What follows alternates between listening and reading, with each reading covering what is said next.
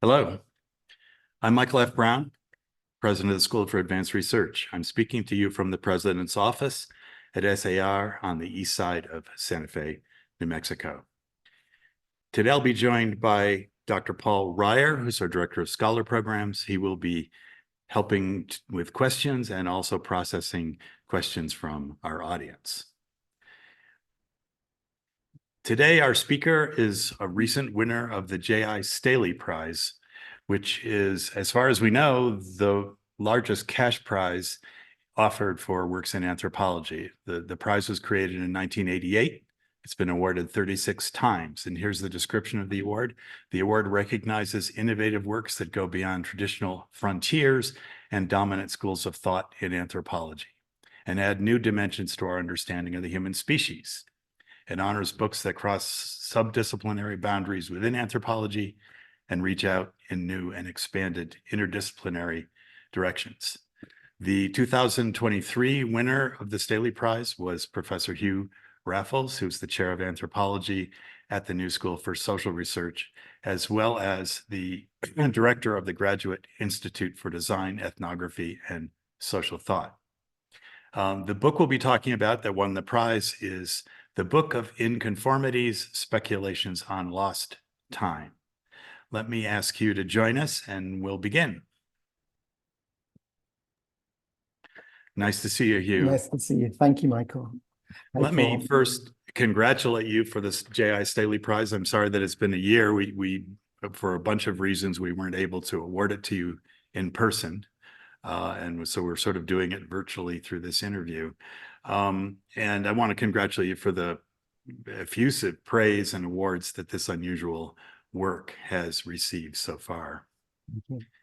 Let me start by asking how the Book of Unconformities relates to your two previous books, In Amazonia and Insectopedia. It seems like your interest deals with human engagement with elements of the natural world, both inanimate and animate. Could you talk about that a little bit?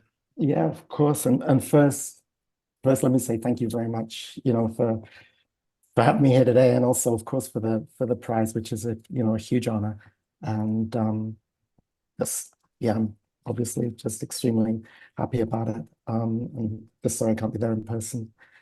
So, well, this book is the third book. And sort of retrospectively, I managed to think of them as a trilogy, but I don't think at the time I was really doing that. And that was partly because, the way this works, I had to at some point I had to write a narrative for promotion. And when I was doing that and writing about all the books that I'd written, I suddenly started thinking, oh well, it'd be much better if they somehow fitted together and made some kind of unity. So I managed to come up with a theme for that. And what I thought of, and it sort of kind of made sense. I mean, they've been in my mind to some extent, but I think it just, I made it a little clearer than maybe it was. I've been so the first book I wrote was called In Amazonia, and it was about people changing the landscape in the Amazon. It was a landscape that had been for a long time, and there were many people working on this at the time. It was sort of just it was a project that independently quite a few people were involved in: archaeologists, soil scientists, a range of people, botanists, in showing the ways in which what was, sort of the most iconic natural landscape had been managed and created over millennia, really, by people who lived in the region. And my contribution to that, in a way, was really quite small, but I was able to show how the river that I was doing my fieldwork on, even 30 or 40 years ago, hadn't really been a river, it had been a swamp. But people had deliberately, and intentionally cut pathways which opened it up to the main river, the main channel of the Amazon, and then it just flushed out, or the land flushed out, and it became a river, a significant river. So it was very much about about human engagement with the landscape, human transformation of the landscape, and I suppose was in opposition to this received sense of from cultural ecology of the lands of people adapting to their environments. It was very much a sort of like human agency in relation to the landscape. Over time, I started to think maybe this isn't so quite straightforward, because what happens in the Amazon really is a lot of human agency causing deforestation and destruction. So you have to be sort of a bit more nuanced about it, but that was what the first book was about. The second one was about insects. It was about human connections in all kinds of ways with insects. And the third one was about stones. And I started to think about this statement from Heidegger, who we might get to later maybe, who is a very famous statement where he says, man is world forming, an animal is poor in world, and a stone is worldless. And he has a more complex idea of world, I think, than I do. But for me, world was sets of relations, really. And I was very focused on the ways in which all of those things, people, animals, and inanimate objects, stones or whatever, really create worlds around them, condense worlds, produce social relations of all kinds. And so they were really at the center of of my analytic, I guess, or the stories I was telling. And I think that was really a part of the continuing thread anyway between the books. Yeah. Mm. I have to say, by the way, as an Amazonianist myself, I, like many people, had the experience of being on some very long river trip where the next, if you could cut across 75 feet of land, you'd Right. be a mile ahead, you'd be an hour shorter trip, and the temptation to do that must be just overpowering if you actually live there. Yeah, and I think people do it all over. I mean, they do. They transform the land in small ways and big ways all over the region. There's like no question about it. Yeah, I'm sure you're right. Yeah. So could you talk about the concept of unconformity, how that ties together your arguments? Obviously, it's a huge Yeah. element of the book. Yeah, so unconformities is a term that I took from geology, and it refers to a gap in the geological record, primarily, which two layers from different strata from different periods come together through a set of geological processes. Um, and so it's non-sequential. So you can't read the sort of history of like the history of the rocks or the history of the landscape in a normal sort of stratigraphic way. Um, and so you actually don't know, so it's, I like the metaphor of it, it's very, you don't know what's between them. There's like a gap of some kind. These things have come together. There's a gap there, but you don't know what it is. You don't know. Generally, people they can tell how much time there was, but there's no record between them. It's just, it's a gap, a lacuna, whatever. So what that does, at least for me, was sort of like it becomes like I don't know, like a site of speculation or a space to generate narrative, if you like, something like that. And that also then sort of, I guess, for me, I was interested in just thinking a lot about that gap, and also thinking about the way that gaps produce narrative and the way that they sort of, are like these machines which push, just demand stories and demand ways of, like making sense of what's missing. So I started to think about many of these disciplines like archaeology and geology, history. And I was particularly thinking, about speculation, historical speculation, but the kind of work that you have to do or that I mean, by have to, I mean like a sort of like compelled to do to make any coherent narratives out of the past.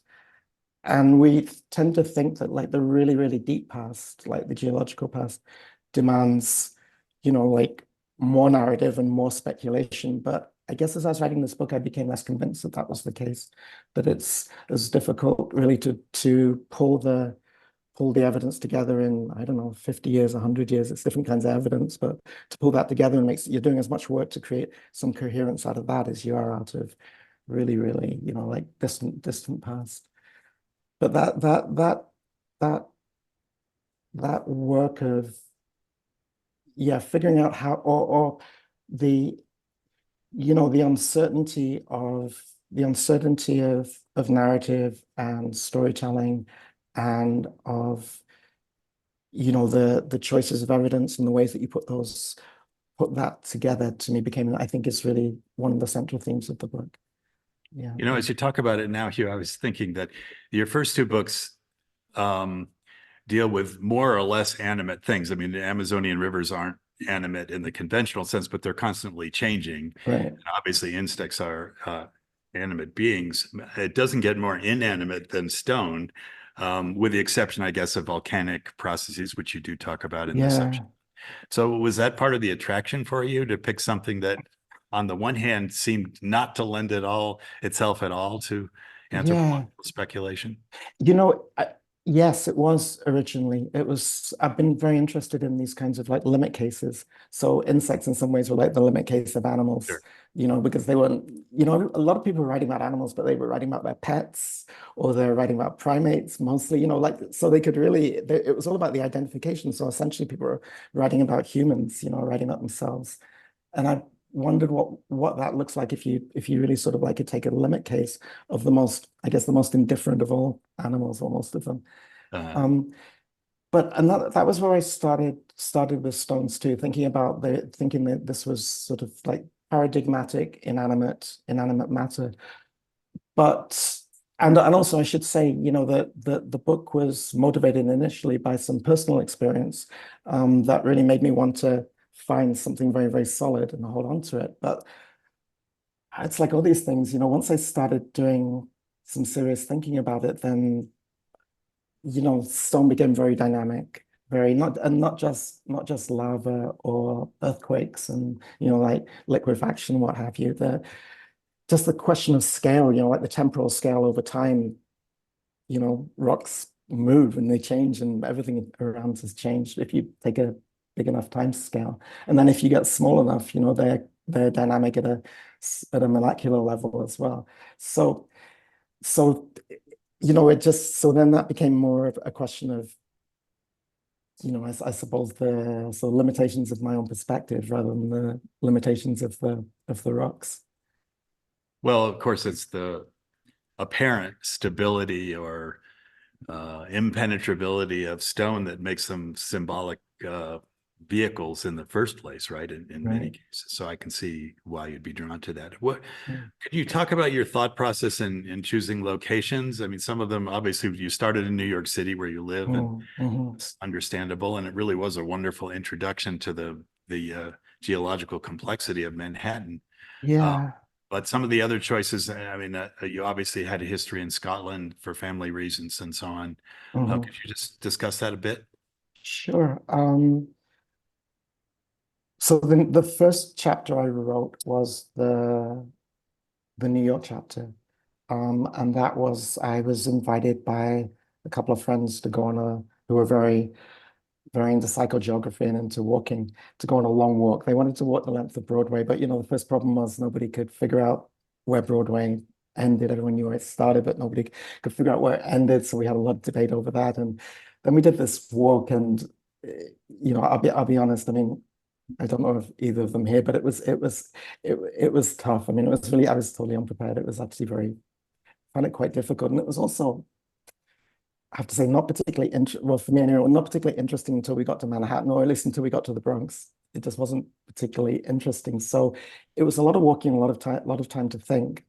And then he really wanted me to write something quickly. And I wasn't, my friend Baptiste, and I wasn't really sure what to write about.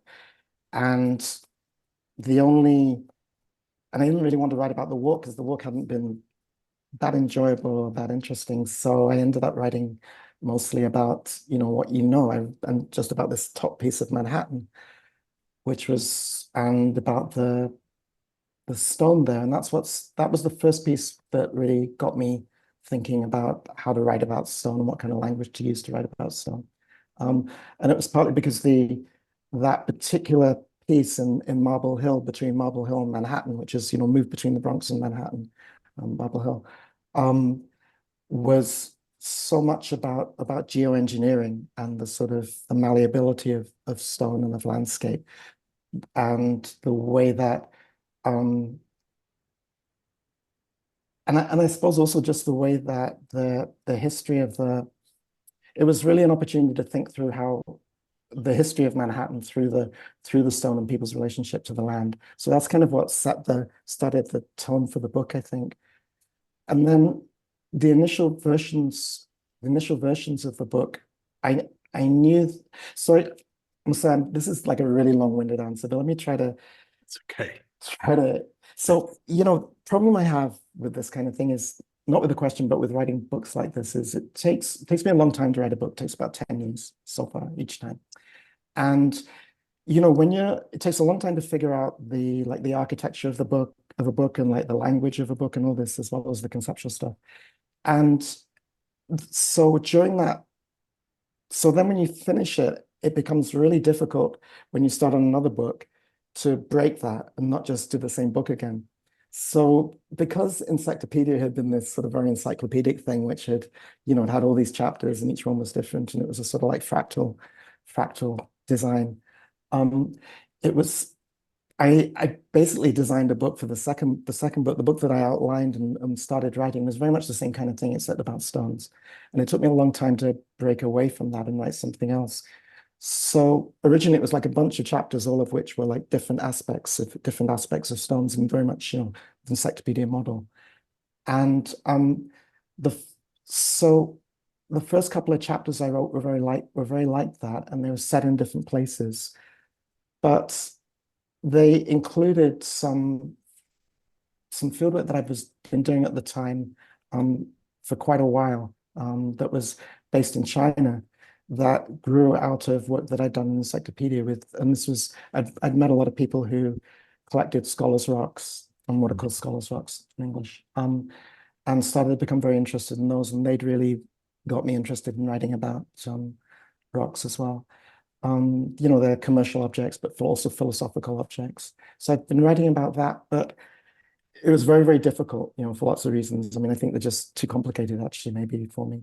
Um, and I was designing this book, which had all these different places, and started to realize that I didn't really want to write that kind of book again. I wanted to write something that was much more coherent and more limited, because, to give me more chance to explore something more, in a more what's the word? Consistent way, I guess, in a more concentrated way. So around that time, I ran into John Law, the SDS scholar, who I've known for quite a long time. And he's done a lot of field work now for quite a long time in Norway. And he said, "Oh, you should come to Norway. You should look at this stuff. And there's such interesting things here that are related to this." And we had a long conversation, and the upshot of that conversation was that one possible way to think about the book was to locate it geographically and to locate everything in the north, rather than do all this sort of like disparate traveling kind of version thing. And also, there's something about the elitism of the traveling book that I'm a little uncomfortable with anyway now, since I've done it. I guess I've done it, so I can feel that way. But so so it was really out of this conversation with John that I decided to do everything in this region. And in a way, like one site sort of historically and conceptually led to the next. They to me, they feel quite tight. The only thing that isn't like that really, but remembering that I'd already written the New York chapter, the only thing that isn't really like that is the chapter about Theresienstadt and the Holocaust, which was really, which was just something I really wanted to do for other reasons, but didn't fit as neatly into the sort of like the arrangement of the book. So yeah. Can I ask you about that? Because you're right, it didn't fit in. I mean, it seemed somewhat forced, if I might say, Yeah. but it was also really powerful. Yeah. And it was a really a powerful way to end the book, very personal, obviously. But what in the end convinced you to make that the epilogue? So originally that was a much longer chapter. That what's in the book now is probably only about maybe 40% of the chapter, something like that. And it was in the middle of the book. It was like the pivot. And it sort of created a tone shift from material that was relatively light, to something which was really concerned with questions of sort of mass death. Because, as you know, like one of the themes of the book is the connection between sort of like individual loss and loss on a sort of like world historical scale. That's one of the things I'm trying to think through. And So I wrote that book really in that way as the pivot, and it was only at the end in discussions with my editor that decided to change that. And I've always kind of wondered about that. But I think it works. It's a trade that's a trade book, so it doesn't go through the review process of a university press book, right? It doesn't get sent out. I mean, I have people who read for me, but it doesn't go through that formal review process. That's one of the reasons why it's so good. Okay, thanks. It also creates some insecurities, as you can imagine. But so really the most sort of like the real dialogue around, like the disciplinary dialogue you have is with the editor. But I had a good relationship with this editor, so it was fine. But he really pushed back against that chapter in the way that I'd structured it. So we had a lot of back and forth about it. And I wanted to write it for a couple of reasons. I wrote this book I sort of ended it, the last couple of few chapters, I suppose, I wrote during the Trump years. So it's really, I mean, I think part of the heaviness and the sort of like darkness of it is because of that. And I was very, very, I don't know what the word would be, but like tripped up or something by the at that time, the what's the word, but the resurgence of anti-Semitism from, on the far right was like became a huge issue for me, and around like, Charlottesville and those kind of stuff. And so I wanted to write something which was sort of in the tradition of the Holocaust scholars who wrote in the 1950s and 60s and 70s, I guess, where there was this real insistence on the facticity of the Holocaust. It's just this like really concrete writing where it's like, this happened, this happened, this happened, this happened. It happened. Don't even like don't say a word. This happened. So I kind of wrote this like relentless chapter that was like that. And of course now it's a little different, right? Because since the events of October the 7th, the Holocaust is getting deployed in all kinds of ways, and it's getting deployed in as justification for the war and as all kinds of things. So it's a more complicated field than it was at the time in certain ways. But I'm still I'm very committed to that chapter and that kind of scholarship. So you see, this is a complicated question for me, but I'm happy it's in the book, and I think I'm happy that it comes at the end. And I feel like it works in a sort of cyclical way with the beginning, like as a narrative arc. So I'm okay with that. And I tried to sort of go back through the book and find these moments where it sort of appeared as in the way that it does, or that history appeared. And I kind of want it to be in a series of histories of, all of which are exceptional and, their own thing, but they're not competitive, right? There's no hierarchies. So, and I kind of wanted that to be one of the points of the book, I suppose. Yeah. Yeah, can I ask you a quick question about that? So ostensibly the connection had to do with this micaceous material that was being manufactured for bomb sites. Is that correct? And Yeah. I didn't quite understand what the technology was that required this Oh, thin so slice. yeah. So mica was used at the time. It has insulation properties. So people could use so it was used. What people from the camps were doing was mining it as forced laborers for the Luftwaffe. And it was used in all kinds of instruments, right? As insulation and instruments, basically. They would put these very, very fine sheets of it. So people mined it in Czechoslovakia. I'm in these big blocks, which ironically, are called books. And then in these slave labor factories or forced labor factories, people, almost entirely women, would cut them with razor blades into these extremely fine sheets, because that was what was used in industry. Yeah, and I had a family member who did that, which is how come I learned about it, because she donated, and this is really puzzling to me. When she died, she had a small collection of letters and memorabilia that she donated, that her daughter donated to the Holocaust Museum in DC, and among them was an envelope with some sheets of this mica that she'd taken from the factory, that she'd cut and taken from the factory. So that was very, it was, I don't know, puzzling, I suppose, or intriguing. I'm not sure what the word would be, that, like why you would keep that for what was, I mean, certainly one of the darkest periods of her life, and why she would have kept it for her entire life. I mean, you can sort of understand why, but there's something there to think about, I think. Yeah. No, I think it works in the end. It Okay. it was a real high point for me, or a powerful point, a low point, I guess you could say too. Okay. Thank Um, you. I wanted to ask you, we talked about this a little before we started, about Mircea Eliade, and you quote the famous historian of religion at the University of Chicago, and you quote a memorable statement by him. He's talking about stone, and he says, and here I'm quoting, "In its grandeur, its hardness, its shape, and its color, man is faced with a reality and a force that belongs to some world other than the profane world of which he himself is a part." And I think that illuminates certainly the standing stone discussion early in the book.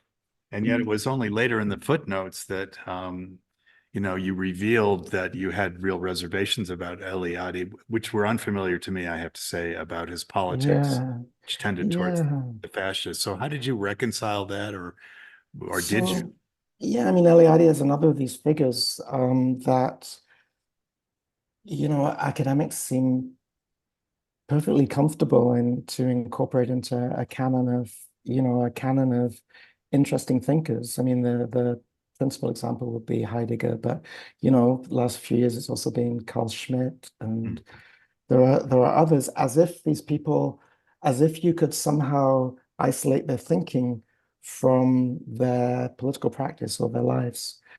And I think what troubles me mostly about it, and what I tried to think through and write about a little bit in the chapter, but I didn't particularly want to get overly didactic about it, but I wanted to be clear, is that I think if you're going to work with these kinds of figures, because these aren't like, they're not like fellow travelers.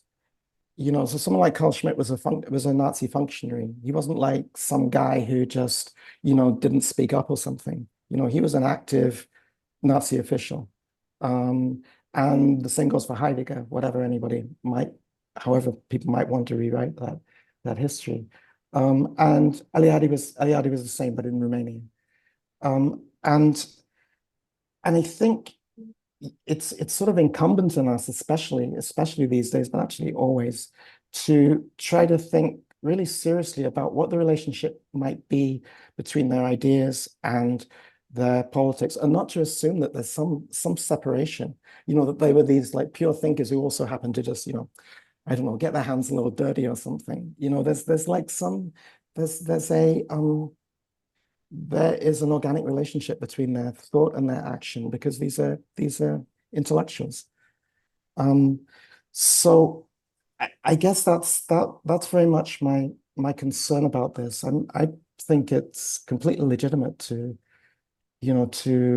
engage with their ideas, of course, but I think in doing so we have to really also think about what the significance and implications of their ideas are, and how they might lead into, or how they do, or how they could have led into certain places, and be really cautious and suspicious of our own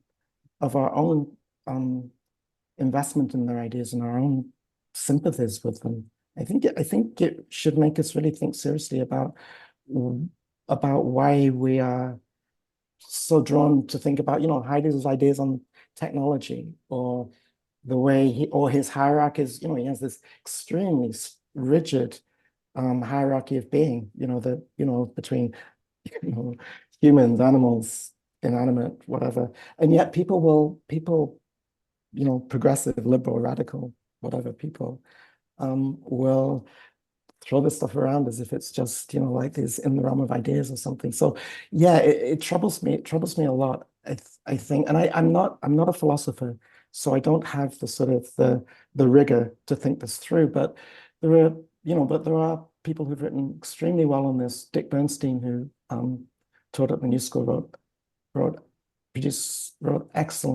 excellent work on Heidegger around these kinds of questions. And he took similar positions. He died last year, but he took similar positions. And was of course a very rigorous, serious philosopher. So I feel that gives me a lot of confidence about engaging with these people. But yeah, I think it's really important to be cautious at the very least. Yeah. Fair enough. Before we go on, let me just say for the audience that if you have questions, please direct them to the Q&A panel of Zoom, and we'll answer as many as we can, keeping in mind that we tend to wind this down at about the 70-minute mark, if not sooner, depending on the number of questions. Paul, do you have a question you'd like to pose? A question or two? I would love to, yes, Hugh. I see we have a few questions. I was about to say the same thing, Michael. Folks, please don't hesitate. I'll be the main question reader, and I may need to combine some questions if there are overlapping or similar ones, depending on how many we have. I see some good ones already, but I do have one quick question of my own, Hugh. One of the things that intrigues me about this book so much, and you did sort of talking about the earlier two books, Human Agency and your first work, I see the pattern a little bit more clearly, but you started thinking about rocks in response to your familial trauma, and I thought it was kind of a beautiful arc to start there and then to end with the epilogue. I thought that sort of takes the unconformities in a very human way. So I thought that was powerful.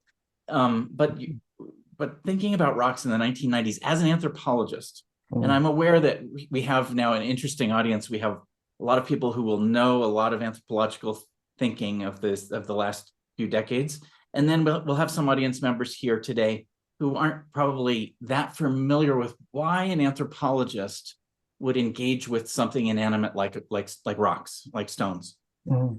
So my question would just be to ask you to open up, what are some of the theoretical underpinnings? I see that it's STS. You talked about being inspired by John, STS scholar, to think about rocks in Norway, but actor network theory is in here as well, and so forth.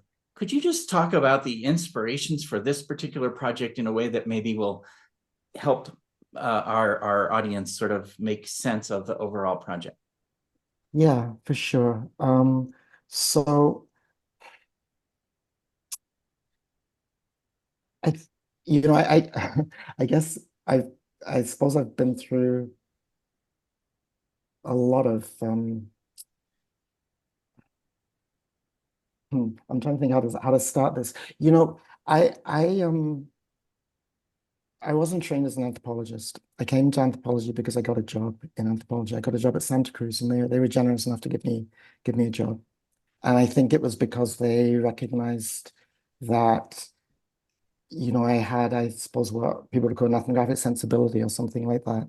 I was very, and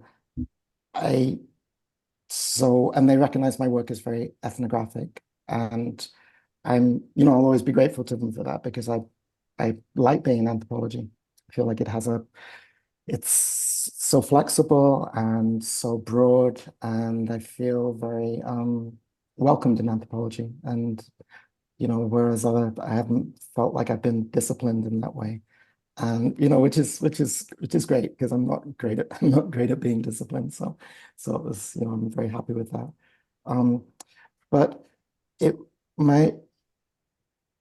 I kind of came up, I mean, my timing, because of my age and generation, I was doing a PhD at the time of just post the writing culture moment in anthropology. Like, I mean, a fair bit post, but in the sort of like in the aftermath of it, at a point where people were still teaching it, discussing it, and the ideas still had a lot of life to them. So I was very influenced by that, and very influenced by the possibility of a literary anthropology, and that writing was itself writing was itself a method, and that method was theoretical, so that just, you know, a lot of expression and the way that you would make an argument and the type of argument you might make, or your choice not to make an argument, was itself a theoretical claim and a theoretical, you know, that was in that realm. So that was really important to me. All those people like Jim Clifford and some extent even Paul Rabinow and Mary Louise Pratt, people in that generation were very important to me in that way. In just sort of like, and Mick Tausig, of course, is really important. Just like opening up this space where you could be experimental in writing, and it counted for something, it stood for something. So that was one thing. And the other thing was because I got a job at Santa Cruz where Jim Clifford was, but also Donna Haraway was, that was hugely influential to me. So like feminist science studies early on had a really big impact on me. And I started to think really seriously, not just about, you know, I suppose not just about sort of a, you know, Bruno Latour, humans, non-humans, actants kind of thing, although that really was also big at the time, so it had a big influence on me. But how to think about that as a just as a way of changing the world, I suppose, as a way of just seeing the world, I don't know, like opening up what the possibilities were for anthropology, so that it was, I mean, in the most basic way, just way more inclusive. And so that was sort of like the beginning of that, I think, for me. And Donna was extremely important in that respect.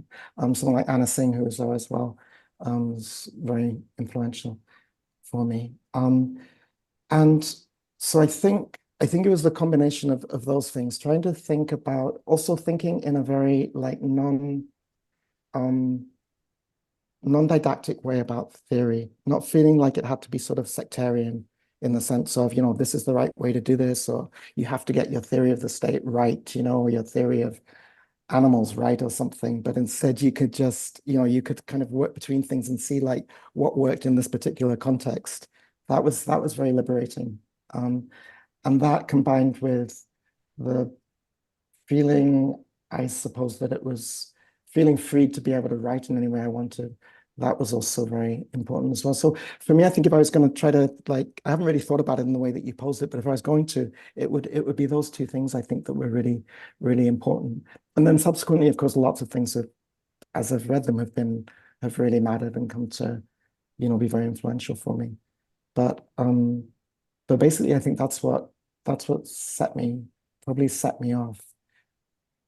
And you know, anthropology is really, I don't mean to like give a plug to anthropology, but why not? I mean, it seems to me, and I don't know, but it seems to me, you know, the only discipline where you are really encouraged to push against the discipline and push against the boundaries of the discipline. And so the only problem with that sometimes can be that it then becomes normative to push against it. So it just becomes really routinized to do something that looks experimental, and that just becomes another set of conventions. So I'm kind of, you know, I'm sort of suspicious of that. But on the other hand, that people feel the, I don't know, authorized to do that is a pretty good thing, I think. Maybe not everywhere, but in a lot of places, you know. Can I add something to that, or a comment on it? One of the things that the judges of the Staley Prize noted, and I completely agree, is that this book and your writing in general achieves the rarest of things in anthropology, which is a unique personal voice, unmistakable personal voice. And it is, you know, theory aside, there's just so much Me Too writing in the social sciences, not just anthropology, that when you find a work like yours, it just really makes you sit up and take notice. Now, one element of that that was mentioned by some of the reviewers, either positively or negatively, had to do with the length of a few sentences in the book. One of them went to the trouble of actually count the words in one sentence, and she came up with 458. I don't know whether that's accurate or not, but I remember reading that or one like it. By the way, the sentence scanned completely, so correctly. It was nothing wrong with it, but it was It was a deep breath. So what, as a stylist, and I think it's fair to call you that, in addition to all the other attributes you bring to the book, how do you make a judgment like that, or how do you make the decision to do that rather than writing? Yeah, And let me add to that. I mean, not every sentence in the book is like that. I mean, it was clearly a conscious, you had something in mind when you did it, and I would love to know yeah. what it was. So yeah, when I was writing that book, I like that. It's, I know it's always dangerous when you like your own writing, but I actually sort of like the long sentence, some of those long sentences, and they are really, really long. I agree. And it became a sort of some of them, it kind of became sort of a game for me to see how long I could keep it going without it breaking, and to see, how far I could push it. And part of it was that I wanted people. It was supposed to be kind of mimetic of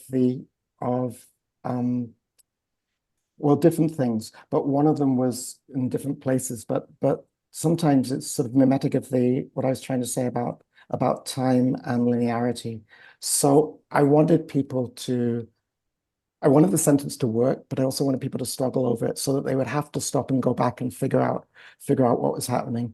I wanted it to be a difficult read for people in that way, but also a sort of pleasurable read, but a difficult read, so that people, yeah, that it was challenging. And also sometimes, like, there's a sentence in the first chapter that's very long where I'm describing a lot of like material culture kind of things about Lenape people. And I think when I was partly writing that, I was just so, quite honestly, I was just so mad when I was writing it because of and I sort of wanted that to come across. I wanted just to really insist on in the same way as writing about in the Holocaust literature, so much of that is like this facticity, like insisting on this thing. I kind of wanted to figure out how to do that with in that passage in a way that just like really, really insisted on it. So the rhythm of the sentence was just supposed to really, really insist on, these are the things that people do and did and can do and will do and are doing, and just like really insisting on that. That was sort of the strategy there. And yeah, I mean, I don't know if it works, but that was, I think, partly what was motivating that. In other places, it was different things. But, I'm very focused on thinking about the experience for a reader.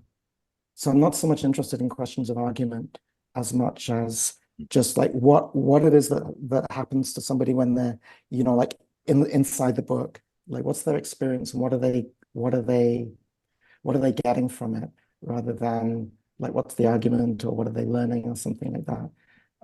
So I'm really a lot of the time I'm really trying to think about, yes, just creating some sort of experience. I think that's why some of the writing is like that. Yeah, thank So you. I think it can be kind of hit and miss, but that's the plan. Sure. Here Yeah. in Cormac McCarthy country, we sometimes joke about experimenting the other way with really short sentences. Really short ones, right? Yeah. But that doesn't mean we don't admire the long ones, especially when they're done as well as yours. Paul, why don't we take some questions now, and then I want to end by asking what's next for Hugh Raffles, but let's go to the audience questions. Sure. I'll go in order here pretty much. Hugh, the first question is from a former student of yours, Sam Praha. The question, I'm going to boil these down, folks, because there are probably too many to get through all. So the question in a nutshell is, could you talk a little about your move from engagement with human and landscape and then insects towards geology? Is this a shift from a macro to a micro analysis? And also, given your engagement with China, did you read any Mugler? Sorry. No and yes. I don't think of it as a shift from a macro to a micro, because I guess I'm trying not to think about scale like that, I think. It's probably not a helpful answer. I guess so. Part of the argument of this book would be that, you know, large things are, I don't know, large things are like assemblages of small things, if you like. But I'm not sure how to answer this because I just don't really. Yeah, sorry, we're gonna say. Doesn't the concept of unconformity kind of cover this scalar variability? I mean, I think your title gives away your answer, doesn't it? In that an unconformity can be a small gap in time or a huge gap, and that's not the issue. The unconformity is the issue, not the scale, correct? I like that. Yeah, that's a better way of putting it than where I was going. Yeah. I mean, yeah. I'm trying to telegraph your own thinking. That's not fair. You're right here. No, I'm happy to have it. What temerity. Listen, but I think that you did answer the question, in fact. So can I move on to the next one? And this is from an anonymous attendee. Hugh, given your movement towards inconformities, not unconformity, not singular, I wonder if you've been reading any of the late, great US-based sociocultural anthropology of David Graeber. If so, what is your general relation to his project? And do you have any thoughts of how it enlightens your work, or on the contrary, how you may inform a reading of Dr. Graeber? You know, I've never read David Graeber's work closely, I'll be honest. I mean, I've read bits and pieces, but I've never like sat and read it all really, really carefully. You know, I know some of the Pirate book and some of the Debt book and stuff like that. So I can't give you a helpful answer on this, although I do sort of feel like we're not working in the same space, really. So, you know, I'm sorry. Fair enough. Sorry, but I'm not going to be able to give you a good answer to that. No, I just, you know, I don't know how to answer that question. I'm sorry. Fair enough. Michael and I are about to do a conversation about the dawn of everything, and that's a heck of a book. It's a brick. So anyway, okay. Michael, do you want to take one, or shall I go on? No, why don't you go ahead? Okay. This is a question from John Maraldo. Hi, John. In your opening remarks, you alluded to Heidegger's statement that non-human animals are Weltarm, that is, impoverished in world-forming ability. Since John, is gathering counterexamples to that now, could you elaborate a bit on how you see non-human animals as world-forming beings? Thank you. Yes, sure. I mean, I guess it partly depends on what you mean by world forming, what you mean by world. So as I said, I mean, I take a much more, I guess, a less rigorous version of what world would be than Heidegger would, for sure.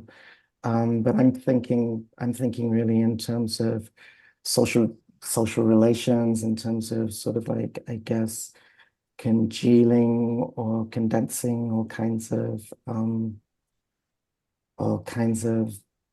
social formations. It's hard to do this without using this kind of language. I'm sorry. I mean, I'll be honest, at some level, it just seems so obvious. So for me, I would, you know, because I would start by, if you like, thinking analytically, I would center that object or that person or that being, and then think about what gets made or created around it. Partly, I guess this depends on what notion you have of agency. So I would probably operate with something like an STS sense of distributed agency in some form, rather than any sense of intentionality or something like that. So, you know, there's a way in which people who are interested in these kinds of questions can be talking right past each other because they have different senses of what a world is, what forming is, what intentionality is, these kinds of things which might be central in this kind of a conversation. But yeah, like I said, at some level, it just seems so straightforward to me that animals particularly create worlds around them. Yeah, but like I said, it depends what you mean by worlds. I don't know if that's anything like what you're looking for. Paul, there's a question here by Meg Conkey, or it's really a statement. This is a fascinating book to be sure, but the question about why would anthropologists think about rock/stone is a bit bizarre. Well, I would say interesting or original. When so many archaeologists are deeply involved in stone and its qualities, its agency, yes, its agency, its uses in defining space, place, identity, and its immanence, to use the provocative phrase in Marshall Sahl's latest book. And certainly some of their concerns and interests come from a great deal of ethnographic work. Do you want to care to comment on that or no? Oh, no, I would just completely agree with that. Yes. Yeah. And there's also just a kind word from Judith Habishmosh at Santa Cruz, UC Santa Cruz, your former home. Hey, Judith. She said she appreciates your work. And I guess what I would like to do is, there's a question about the Lenape, but I don't know. The question is, where did you begin your studies on the Lenape? What issue do they face today? And it's a little bit distant from your book. Yeah, I can't really talk about it's not up to me to really talk about the second issue, but I can tell you that yeah, thank you for the question, because the first version of that chapter that I wrote was very different. And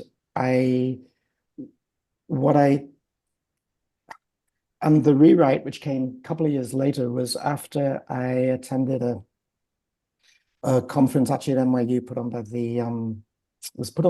by a range of Lenape organizations with a number of really outstanding speakers, and that sent me to this really a relatively new literature by this younger generation of historians of Native America, and that was really influential for me, and some of which I've cited in that chapter.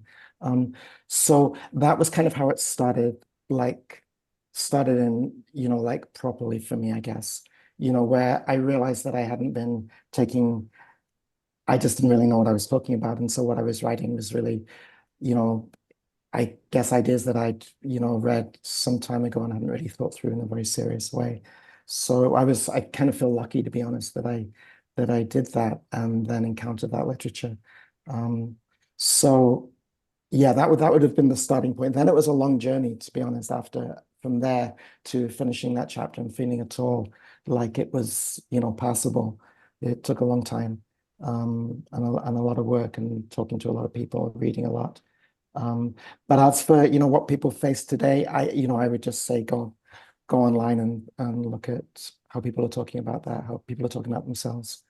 I think they'll be able to say that much better than I will. Well, to bring this to a close, let me ask you if you're willing to talk about what your next project is, what you're working on now. I understand that some writers don't like to do that, and I respect that. But if you'd care to tell us something about where you're going next, I think a lot of us would be interested now. Yeah, I do worry that if I say things, it jinxes them. But yeah, I can kind of say what I'm doing. I'm writing a book. It's a short book, I hope, but I always think that but I have it mapped out as 4 chapters, so I hope it is. The first chapter, so yeah, I'm not even, you see, okay, well, I'll tell you. So the first chapter is a chapter about so after that last book was written, you could probably tell at the end of it that my mother had dementia, or yeah, I think I might have mentioned that in the book. And she subsequently died, but her death was extremely complicated. And the first chapter is about that. And it started me thinking about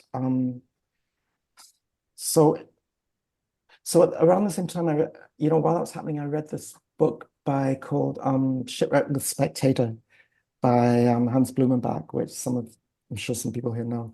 And it's a thin but very short but very powerful book. And he describes a shift from the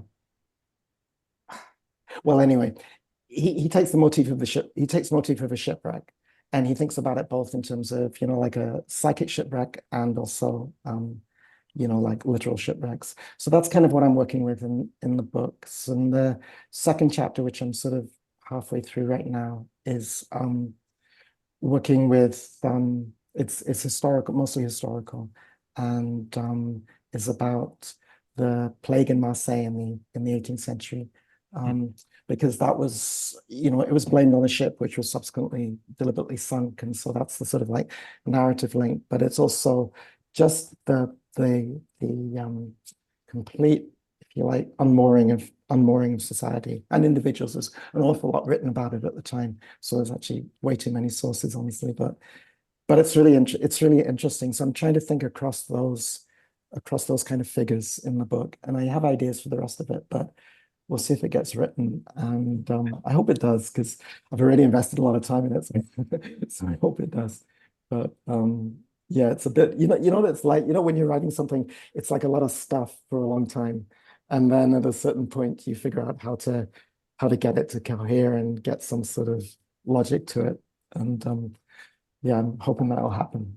I can't trust myself it will, but right now it hasn't. Yeah. I'm confident that it will. Thank you.